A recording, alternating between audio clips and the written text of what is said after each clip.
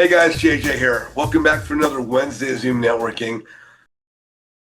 I'm just blessed to have phenomenal friends and phenomenal people to bring to you. Our guest speaker today is no different.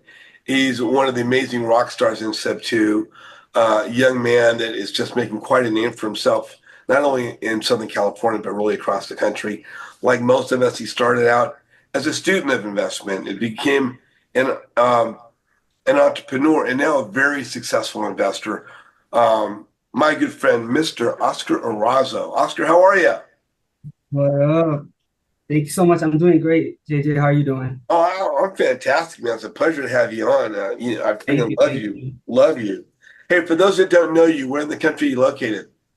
I'm in LA, born and raised in LA from Echo Park. Yeah, right here. Sean Marshall High School. Let's go, Marshall. Barristers, let's Let's go. go. Let's go, Marshall. Hey, you and I mentioned that you're in the Sub 2 community, but you're not just in the Sub 2 community. You're one of the accountability leaders for the Southern California Creative Finance Group. You're working with Mitch Roy and Richard Knowles. Is that correct? Yes, yeah, I'm blessed to be able to work along with them and alongside them and learn from them. Yeah, they are the best, man. I give them their flowers every opportunity I get. They are top notch, top notch. Well, brother, you have truly earned your spot alongside those guys because anyone that knows you knows of your expertise, your knowledge, your contributions to the community, and the fact that you're real, you're genuine, and you're just an all around great guy. And it's a pleasure for me to call you my friend.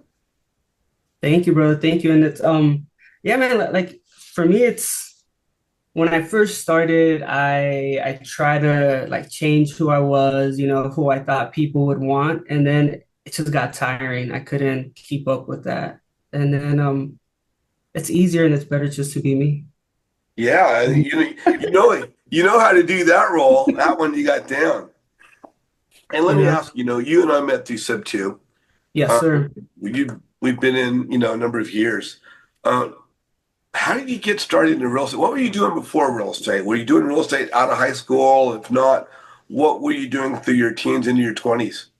No, I didn't do any real estate. So after high school, I graduated high school. I joined the military. I was in the military for 8 years. And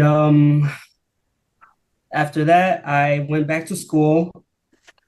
Then I decided to do some real estate. I've always wanted to do it. I never had a clue how I was going to get into it, but I always knew I was going to somehow be in it. And my friend, she's big in astro, and we were at the gym, and I heard her talking to a real estate agent about some money, and then I asked her, and then she told me to go listen to a podcast where wholesale hotline where Jamil, Brand, and Pace are, and I just gravitated towards Pace. Really, I like the way he speaks, and So yeah, let me ask went you, how together. did you come across Sub 2? Did somebody mention it? Did you see Pace on a podcast? Pace on a podcast, and then I said, you know what, I'm just gonna do it. I'm That's how I am. Like I just jump into it. It's kind of good, kind of bad, because I just said let's go, let's do it, and yeah, I jumped into it and haven't looked back since. Well, let me ask you. I know when I jumped into Sub 2, Pace talked about there's the dispositions manager, there's the acquisitions manager, there's the integrator, there's the transaction coordinator, and there's so many different hats we wear in the beginning. So I suppose when you started, were you wearing all the hats? How did you figure out what was the process for you to figure out which way you were going to go? Man, when I first started, I was wearing hats and I didn't even know what those hats were. Like again, like I mentioned, I didn't have any prior real estate knowledge. I didn't know what a disposition was, acquisitions, cold caller. I didn't even know what a mortgage statement looked like. So when I started, just like everyone else, I feel I tried doing everything myself. And now that I think about it, I remember conversations I had, and I was using terminology the wrong way. Oh my God. But I laugh about it now because I think it's an important thing to make mistakes, along the process because that's how you get better. But once I was blessed and I joined Richard and Mitch's team, I started by cold calling, and then I slowly became an acquisitions leader, and then I led the acquisitions team, and now I'm blessed enough to be running the assisted living facility side of the business. But yeah, when I first started, it was just cold calling and just not knowing what I wanted to do and not knowing anything about real estate. I think that's kind of what helped me because I was forced to do all of it and I learned from all of it. So, your topic today is how to bring value and target a market. We have some new investors on the call. We have some very experienced investors on the call that know exactly what that means. We're going to have some new investors watching on YouTube weeks and months down the line, as well as experienced investors. Yeah. The newer investors, what does that mean? What do you mean when you say, how to bring value and target a market? I think that everyone brings value. I think everyone brings value. I think that what stops people is them not valuing what they can bring. For instance, for me, like I didn't have any prior knowledge, right? Like what could I bring to Mitch and Rich that they couldn't do themselves when I first started? Correct? Like I don't know anything they know. Like Rich was already doing fix and flips, and then Mitch was already doing development, flying everywhere, talking to people. Like what could I do to help them? And it was easy. It was okay, me making phone calls, me making those cold calls.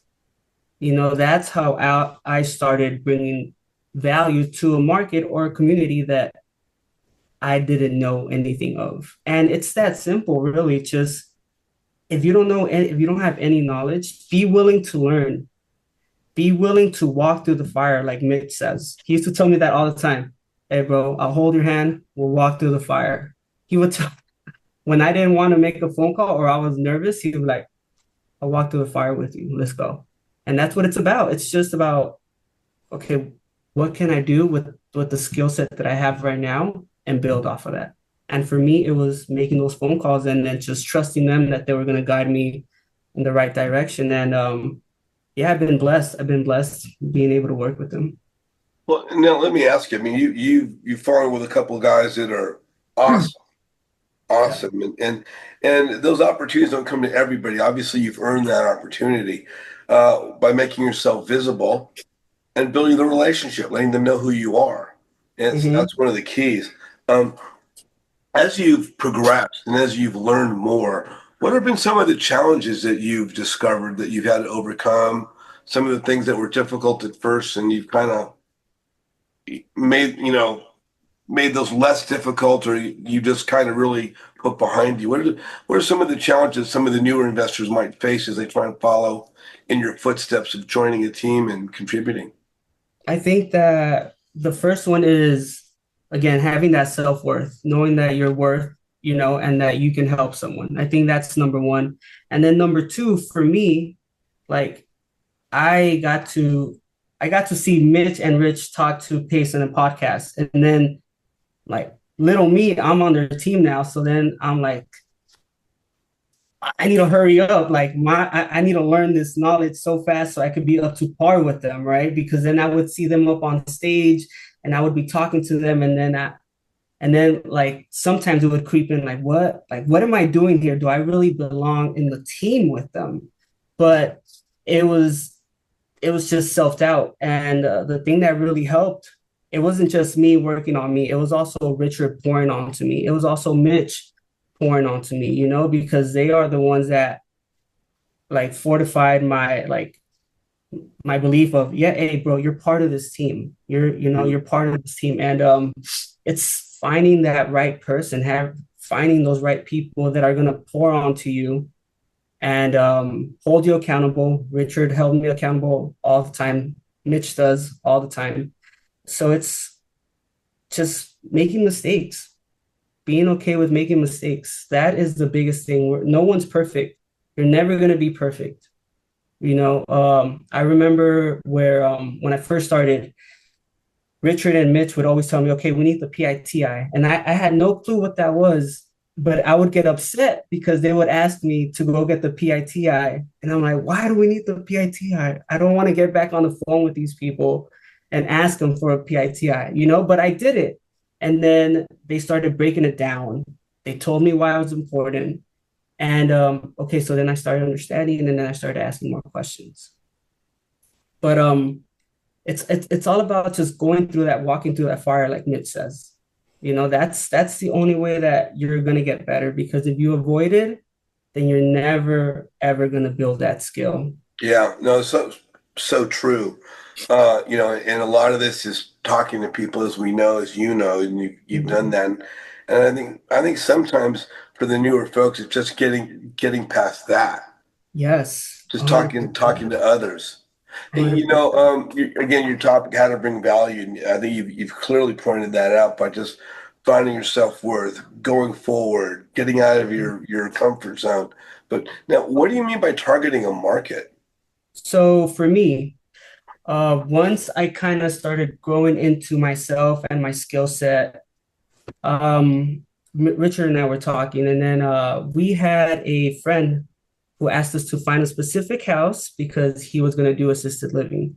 So then for me, that hit home because when I was in the military, I was in the medical side. So I have 8 years of medical experience. I used to work at oncology ward and an ICU ward. So when our friend told us about the assisted living and what it was, I was like, okay, I want to do that. So I told Richard, then we spoke about it, and then I wrote it down. I was like, okay, what type of value can I bring right now to the assisted living realm? If I was talking to an assisted living guru and I told him, hey, I want to work with you, this is what I bring. So then, like, the only thing that I had was those eight years of medical experience, right? Huge. Yeah, and then I said, okay, let me leverage because I'm not by myself. I'm with Richard and Mitch. Let me leverage the fact that I work with Richard and Mitch and that we have an amazing acquisitions team and that we can find homes, right? We can find homes wherever people need. They always come and ask us and we find it for them. Let me leverage that. Also, you know what? Let me take the state exam for assisted living operator and let me become a licensed operator. So that's what I did. So now I'm an assisted living licensed operator here in California. So now not only can I bring my medical experience, but now I could also bring Richard and Mitch as their experience and acquisition side, and I can bring the fact that I'm a licensed operator here in California. So again, it goes back to filling your own cup, pouring onto yourself. That is the best way that you can tap into any market, whether it be assisted living, fix and flip, development, whatever that market is that you want to do, you have to bring some value. And if it has to be that you have to pour onto yourself first, then by all means, I highly advise that you do so. That's awesome. Nika, you're on with Oscar Erazo. What's your question? Yeah, my question is that you got your license for the home. Do you also operate the whole facility and actually hire people and run the business? Or you just got the So, license for the house? Yeah. so those are two different things. The license for the house comes from the state, and then the license for me to be able to run it comes from the county. So, or from the state as well. But for the house, it's the county. Excuse me. So, you have to get two different licenses. One for the house to make sure that it's capable of running the business, and then if I want to run it now, I can run it, or I can hire someone else to run it, and then I can do it again and buy another house, get the license for that house, run it while I hire the right people, run it while I hire the proper the administrator that I like, hire them, fire myself, and then do it again on a different property.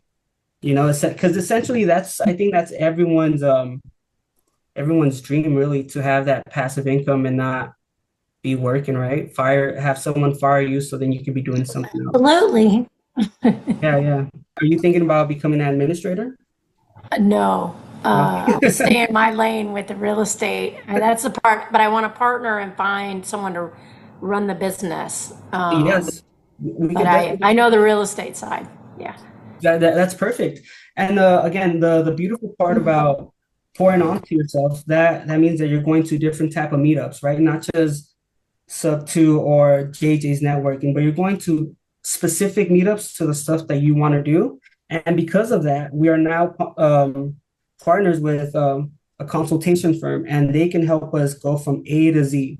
So if, let's say, you have a house, Nika, and then you're like, hey, Oscar, I have this house. Can you check if there's a need for it? Let's say it's in Eagle Rock. Then the consultant that we work with, he will do all the market research. He'll call the people that he needs to call. And we could do that now because Richard expanded himself to different networking events.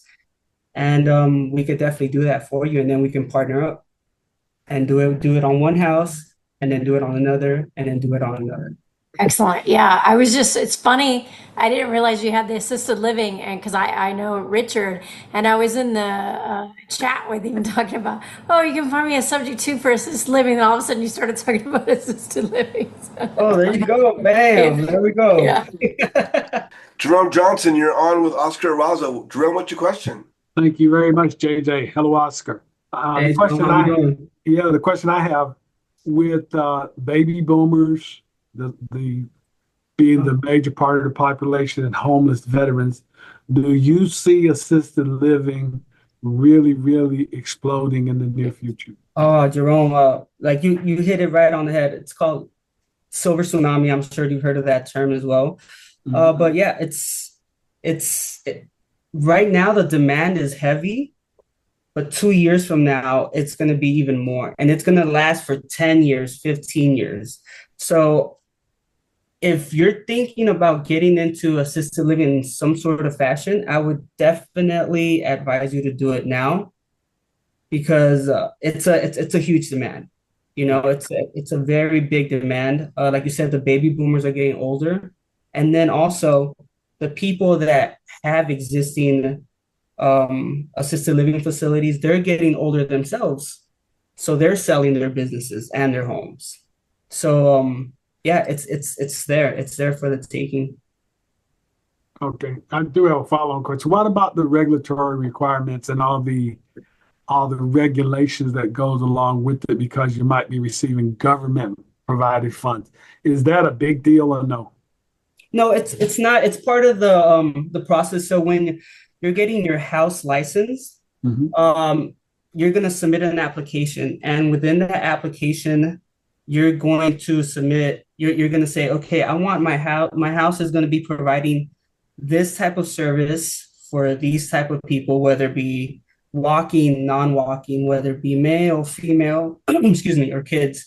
And then what's going to happen next is, after you submit that application and Sacramento accepts it, then they're going to send someone to come and walk your property.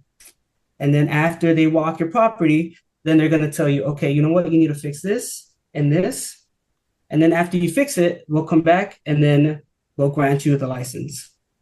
So it's all part of the process. They send you an email letting you know what exactly they're looking for before they come. So yeah, it's definitely not something crazy or hard. Okay. Yeah. One final question. I'm sorry. Yeah, no worries. What's up? Are you authorized to administer medication or not? Is that a criteria?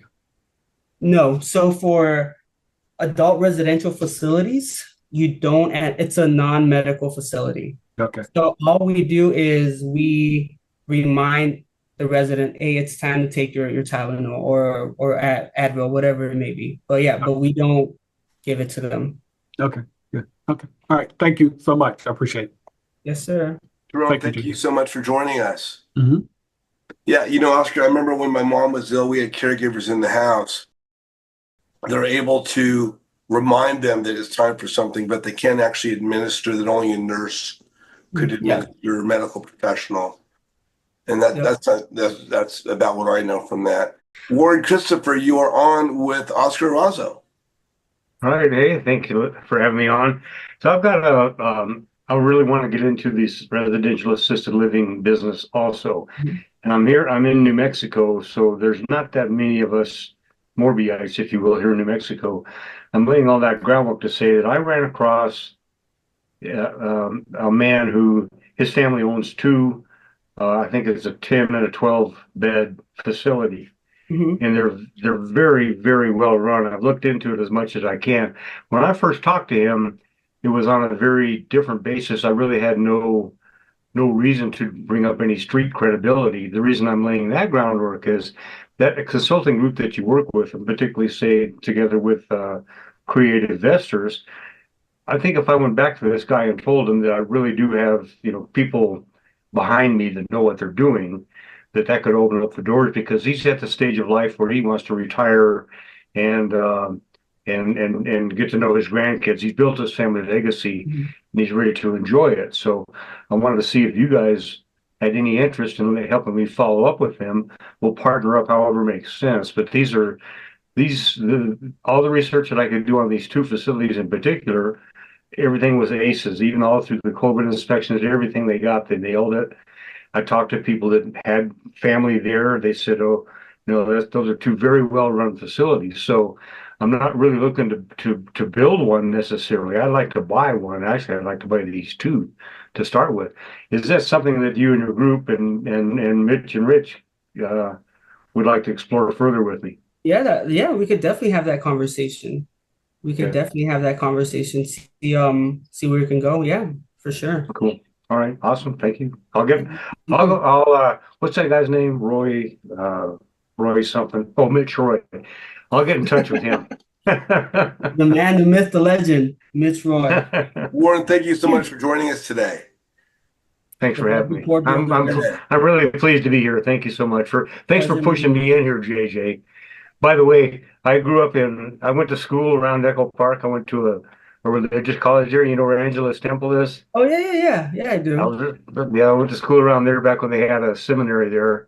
And also when I got married, JJ, we lived in Glendale on Verdugo, There right you south of go. Colorado. So a lot of crossovers here. A lot Yeah, of we do. commonality. Yeah, Warren, thanks for jumping on the call. We've messaged a little bit back on social media.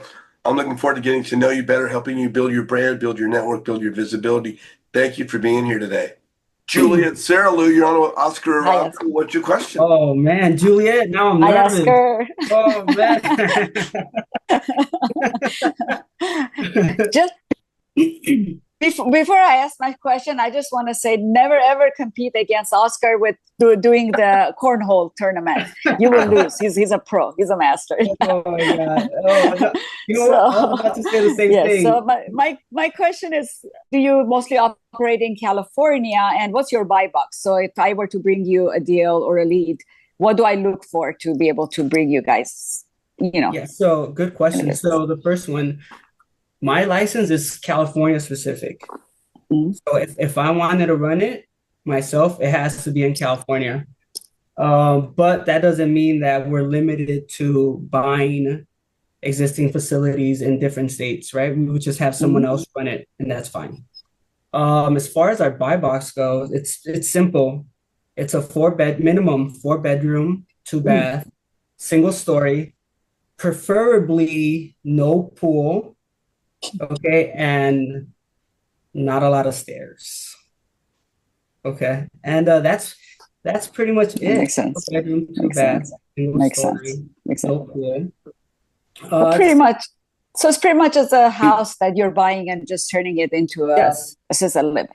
Yes. Yeah, because that's what we want to do, right? We're trying to recreate that home feeling, right? We don't want to make mom, dad, or grandma, grandpa feel like they're being just put somewhere else in a facility, right? We want to make them feel at home. We want to make sure that they feel that they're welcomed here, that they're loved here. Right. Right. So yeah, it's just a simple house. Perfect. Thank you. Yes, ma'am. Juliet, thank you for joining us today. Crystal, you're on with Oscar. What's your question? Hi, Oscar. I'm Crystal. It just so happens I met kind of JJ through Rob, and just yesterday and this morning, and it's kind of happenstance, I guess. I have been an RCFE administrator for the last 20 years. There you And go. so this is just right up my alley, I guess. I got out of it. I just let go of my license about, well, July 1st, because I had residents that had been living with me for 5, 6 years, and it was just the hardest thing watching them go. So, yeah. So, anyways, I'm just trying to figure out because, you're in the California market too. How are you guys, how are you even making this work? Because with the mortgages the way I are, the liability insurance, and then I just happen to only get clients that are low income or Mhm. it's really hard for me to turn people away. So it's Yeah. just It's definitely hard because it definitely tugs to your heartstrings, because like I don't consider myself a entrepreneur. I'm like a healthcarepreneur, because I care about the people. That's mhm. what really drew me into this to begin with. But there also has to be like some sort of buffer that if it doesn't make sense, then it doesn't make sense. Like taking in people, and that's just adding more overhead to you, right? And Mhm. then it's just adding more stress to you, and then it prevents you from being the best administrator that you can be because you're stressed about all these other things. Some things that we do to prevent, we do a lot of market research. We do a lot of market research. We like to be in places where the income might a little bit higher, so we don't have to worry about stuff like low income or stuff like that. Or um, we do depending on the ARF level. We try to stay up in like the highest tier Oh, you because mean like Didi? yeah, like 4I or something like that. Uh-huh. Because then the state pays a little bit more, and you know that the state is going to pay for sure. Right.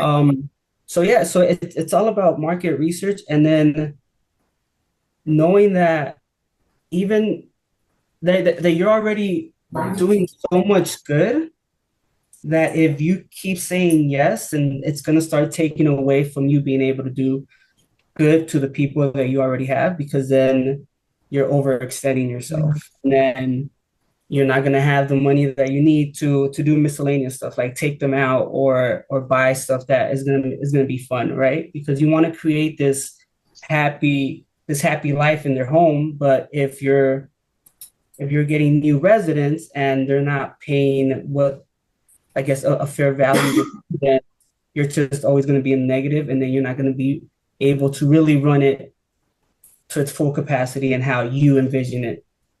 Right. I mean, You I've know? always been doing things like as if they were my own family. I actually own the bus that used to belong to the Dallas Cowboys coaching team. It's like a limo bus, so I could take them on Oh, trips and what? everything. And Wow. it's just stuff like that. Like we would drive around to all the Christmas lights. I'd look on Facebook and find out where all the Christmas lights were, and then I'd drive them all over the place. Hot chocolate,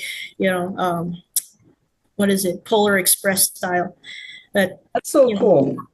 just stuff like that. And it's just so I thought of actually being, since I kind of retired, I thought of being a consultant, go around to other facilities in the area. I Yes. will, build your ramps. I'll tell you how high your windows are supposed to be. I'll install the the fire alarm for you and all that stuff because I have a building background, right? I'm a poor facility owner, so I've been doing my own contracting for forever, the last 25 years or so. So Call you. I'm definitely gonna call you. We're gonna call you. absolutely, anytime, Yes. and as long as I don't, I will fall in love with all of your residents, and I probably will, like, what, Grandma? You want a door to the backyard? You got it. Give me 2 days. I love it. I love it, but it's definitely draining 100%. I Yeah, totally, yeah, it's draining because it's people. You fall in love with them, you know? You yeah. fall, yeah. If I could afford to have done it, my liability insurance went up like 3 times as much as it was, or because Victorville fire area, we don't have So, any fires guys, here. let me ask you. So, Oscar, with her background in this field, and Crystal with his background in real estate in this field, obviously, you guys have a possibility here where you guys can connect and do something together. Is that what I'm hearing? Yeah. Yeah, And 100%. all of my properties are rentals, or I take care of young adults with disabilities too, rent them rooms Okay. and stuff. So I have 8 properties, like 6 of them are young adults. Well, Mhm. I think Oscar and his team could probably find a way to get together with you at the end of the For sure. call. I'll be asking Oscar the best way for those on the call to reach out to him. So make sure you have a Mhm. pencil and paper handy, and you'll be able to connect with him after the fact, and you guys can get acquainted. All right. Yeah, 100%. 100%. Yeah, I think I'm gonna go to that Ventura meetup again this Saturday if they're doing it. So if you're gonna be there.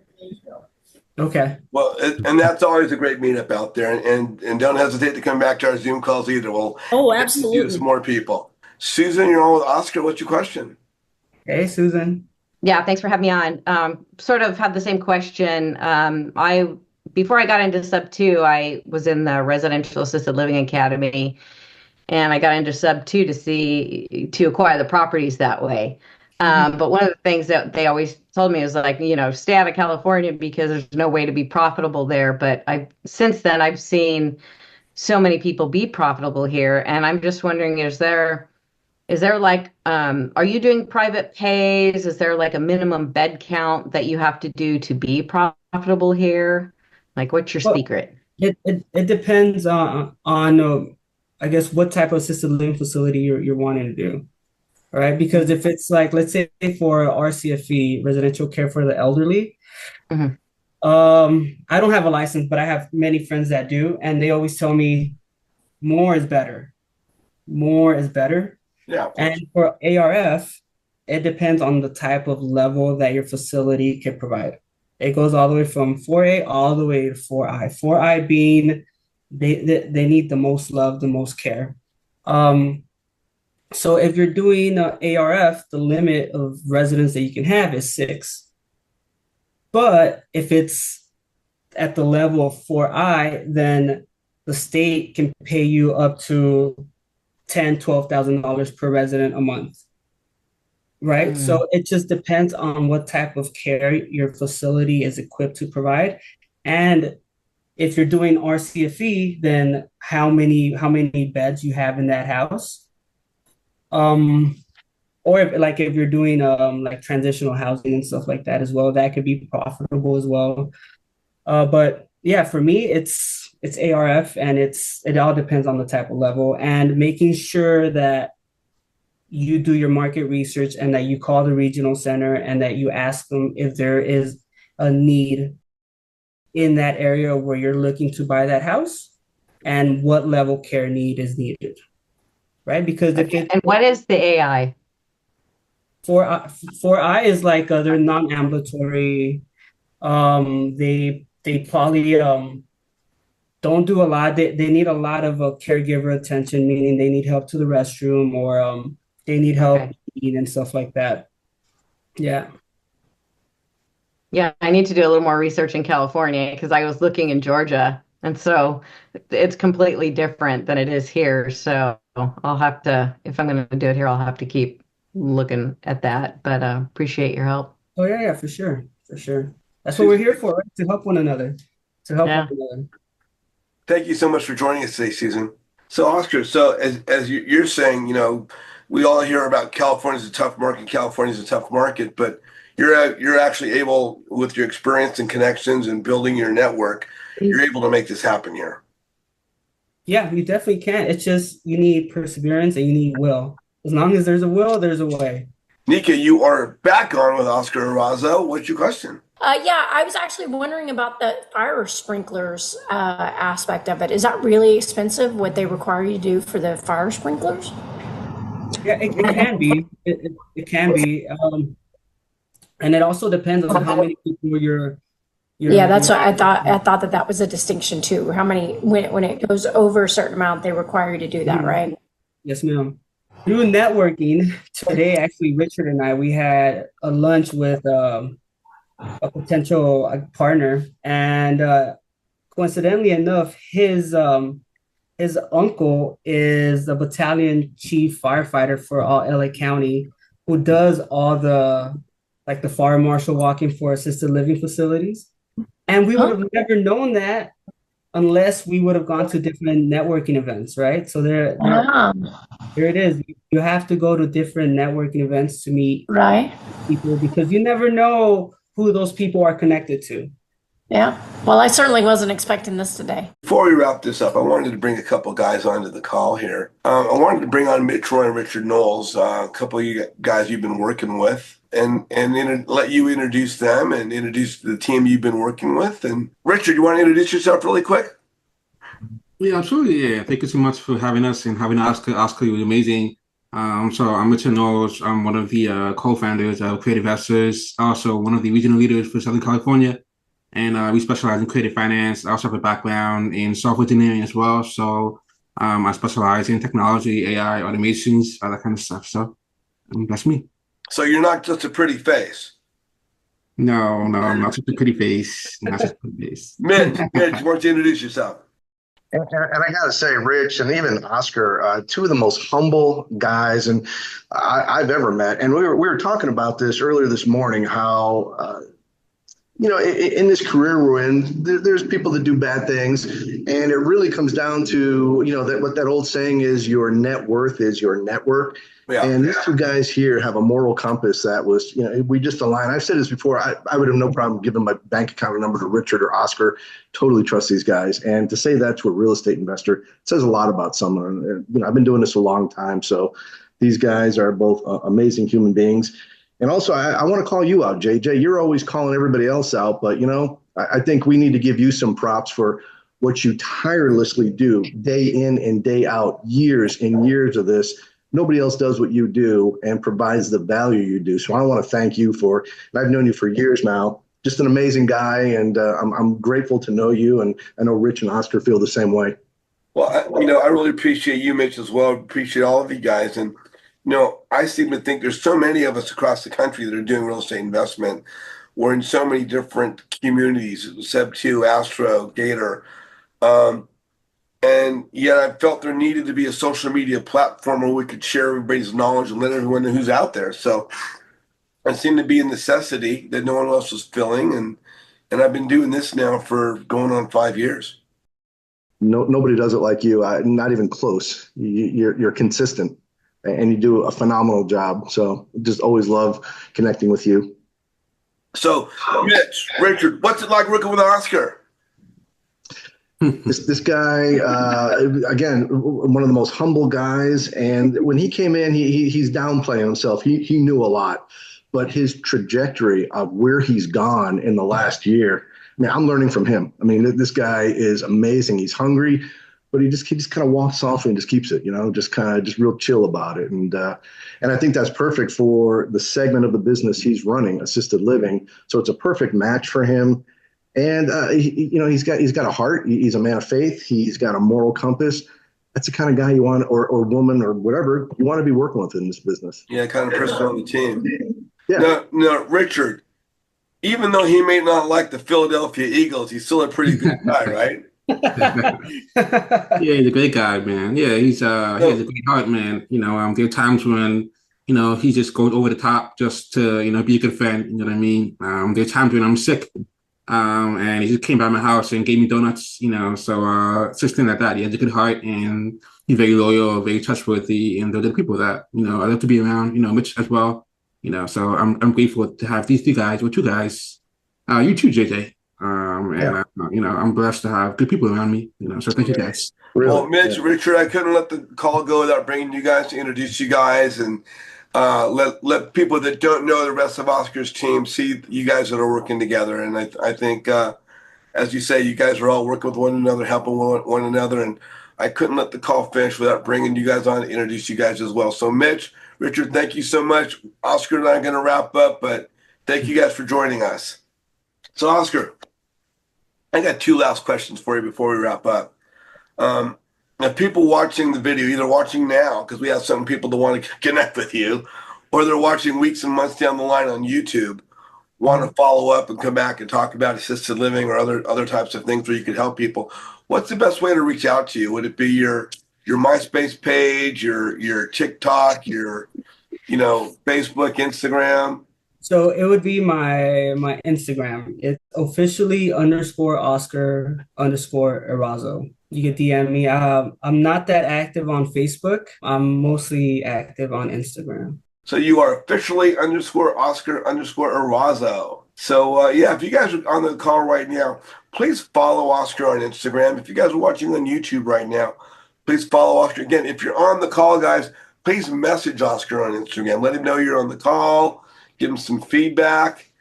That's what we're going to say. The best way to reach him is going to be via his Instagram page, officially underscore Oscar underscore Erazo. Yes, sir. So, last question for you, brother. I got a networking group. I'm always talking about the importance of networking, and after a while, I come across like the talking head. I think I get tuned out a little bit.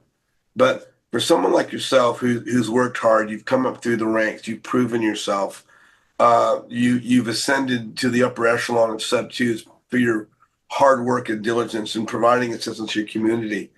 In your opinion, there are new people coming to many communities, let's say sub two for the time being, coming to sub two every day. Some are brand new investors, some are very experienced investors. Mm-hmm.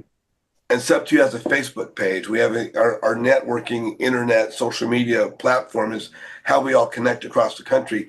Some people are brand new to sub two or brand new to social media, and some have used it previously, maybe junior high school or high school, but not really used social media or Facebook for business. And of course, there's Facebook and Instagram. I'm not separating one from the other. What is the importance of using social media to build one's network and brand and business as a real estate investor, whether you're brand new or you're experienced? How important is it to utilize social media to build one's business? Oh man, it's imperative. It's kind of like you have to. It's not. I don't see it as an option really. It's like if you're really trying to expand and reach out to different people, it's like you kind of have to, because if you really think about it, Instagram, Facebook, TikTok, whatever platform you're using, it's a 24-hour marketing team for you, right? Because people get on those platforms all day, every day. And I can't begin to say like how many people have reached out and asked me questions about assisted living because I posted the process of having a brand new house and turning it into a facility. Like I've gotten people DM me and then, oh, okay, can we make a call so I can ask you a few questions? So it's kind of like a must. You kind of have to use Instagram or Facebook. And if you don't feel comfortable talking in front of your phone, like you have to work on it. You have to work on it because that's Instagram. It's important. It's important. It's your marketing team right there.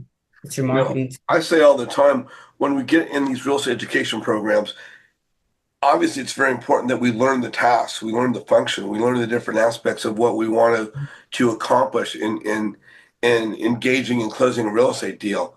But just as important as learning the fundamentals of the transaction itself, it's also important to learn how to work with others and learn how to market ourselves, learn how to brand ourselves, because we do not market our business, we market ourselves. 100%. People help and work with those they know and like. So it's important that other people know who we are so they can know us, because they can't like us if they don't know us. And everybody knows you. That's why everybody likes you. Same with you, though. Same with you. Same with you. Quick story. So JJ knows that I'm a big Giants fan, San Francisco Giants baseball. And I had mentioned to him that my brother was a big Dodgers fan. And he offered to give me his tickets to the Giants Dodger game, and it was amazing. It was amazing. We got to see Ohani hit a home run. It was definitely a core memory. So thank you, JJ, for that, because it was super cool to go watch a game with my brother and just be bros and just watch it. It was That's so cool. yeah, it was very So cool. cool. Thank you. And I see you as my brother because you're little brother, nephew, godson, great grandson, whatever it happens to be. We got a couple years between us, but you're a brother in my heart, man. You've always been kind. You've always been nice. You've always extended your friendship, and that's what I look for when we build our network, guys. I say it all the time: don't chase the deal, chase relationships. Mhm. Surround yourself with good people, and through that, good things will happen. Yeah, So. just do If you yourself. guys are watching on YouTube right now, please like Oscar's video. Please put in the comment section what your takeaways were, how good looking you think he is, how I could improve my call, what we could do to give you a better product. Um, Please put your takeaways there. Again, if you want to connect with Oscar, it's going to be via his Instagram page, and that is going to be officially _ Oscar _ Erazo. Please follow him on social media. Please message him on Instagram. You guys want to connect with me? This link right here takes you to my website, jjzizan.com. Hit the pulsating register now button to register for my networking group. My Instagram is directly above me up here at jjzizian.